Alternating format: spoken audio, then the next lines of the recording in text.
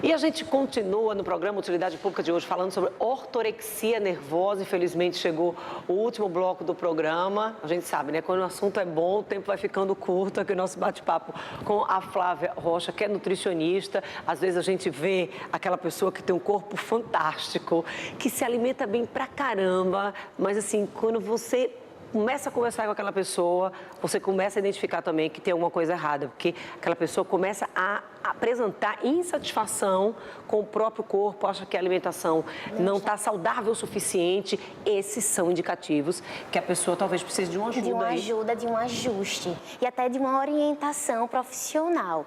Aquela pessoa que passa a viver aquilo, aquela pessoa que se centraliza sempre a alimentação saudável, que não permite erros na sua vida, para o outro pode achar que ela está perfeita, ela está excelente, mas nem sempre aquela pessoa está satisfeita consigo.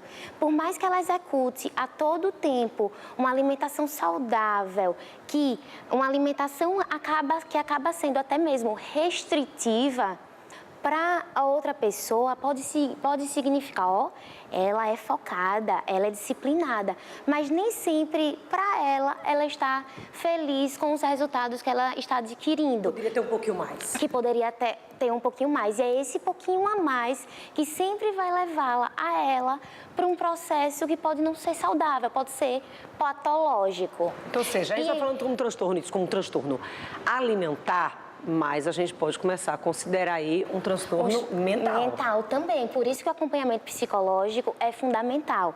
Dânia, vale frisar também que a gente não está falando daquelas pessoas que têm um hábito alimentar saudável, que se planeja durante seu dia, não quer dizer que elas são ortoréxicas. Essas pessoas que planejam sua alimentação saudável, comem no horário correto, se preocupam em se alimentar cada vez melhor, estão inseridas em um padrão alimentar bom, um padrão alimentar recomendado. A gente está falando daquelas pessoas que estão obsessivas, que eles não permitem fugidas na sua vida.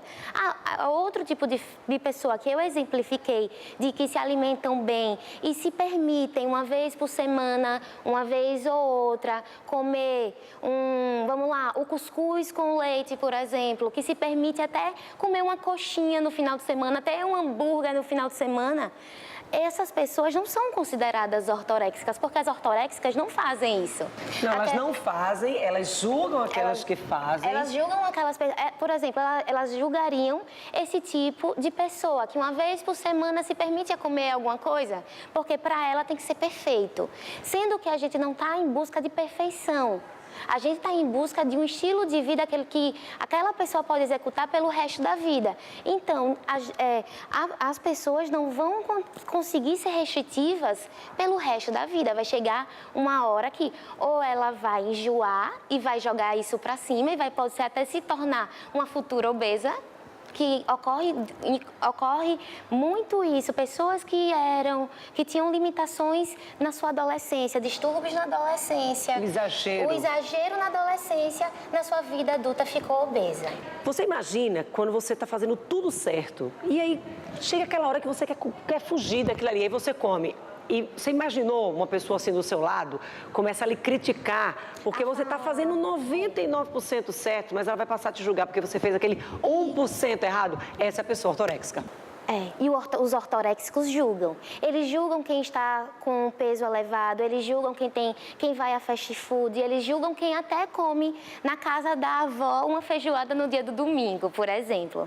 Ou seja, não tem limite. Não tem limite, só que até quando eles vão conseguir ser daquela forma?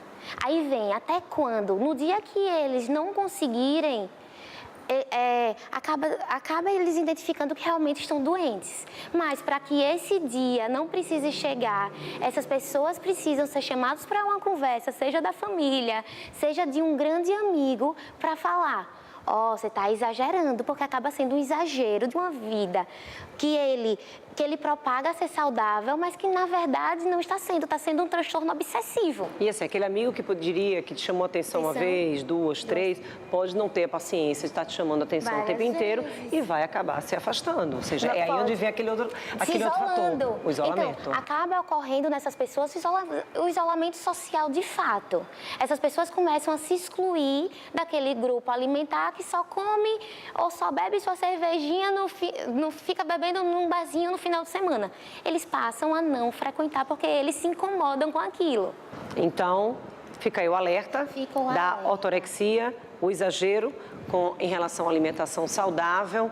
Então, assim, olha, a atividade física é excelente, a alimentação saudável é excelente. A gente não está criticando isso aqui. Não estamos criticando isso e o que a gente quer é que quem esteja nos ouvindo saiba que existem várias pessoas ortoréxicas que a gente ainda não está identificando, mas eles podem desencadear isso, que essas pessoas precisam ser chamadas a atenção, como também aquelas que estão iniciando um processo de reeducação. Não veja esse processo de reeducação como exclusão de vários alimentos.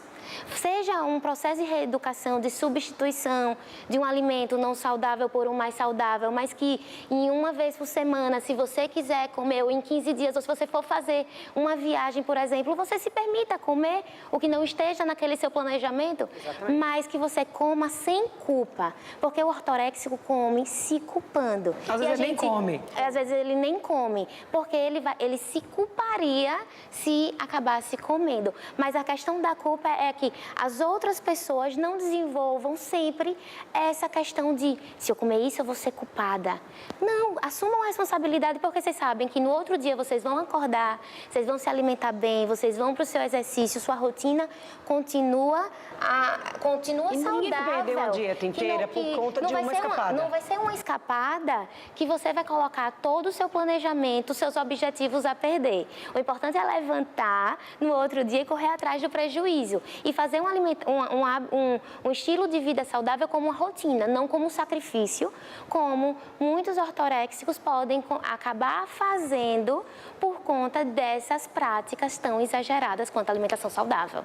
Flávia, muito obrigada pelos alertas. Eu acho que você está falando aqui de alimentação, vale também para atividade física, aquela turma que faz atividade física. Olha, permita-se um dia que você não acordou com tanta disposição, de simplesmente não ir fazer aquela atividade física, o mesmo vale aí para quem faz aquelas dietas, tá certo? Então, evita aí aquele excesso de restrição da dieta, porque esse pode ser aí o primeiro passo para a ortorexia. Mais uma vez, Flávia, muito obrigada. Muito obrigada, Dânia, muito obrigada. E essa edição do Utilidade Pública fica por aqui. A gente volta a se encontrar amanhã aqui na sua TV Peripê, a partir das 13h30. Espero você.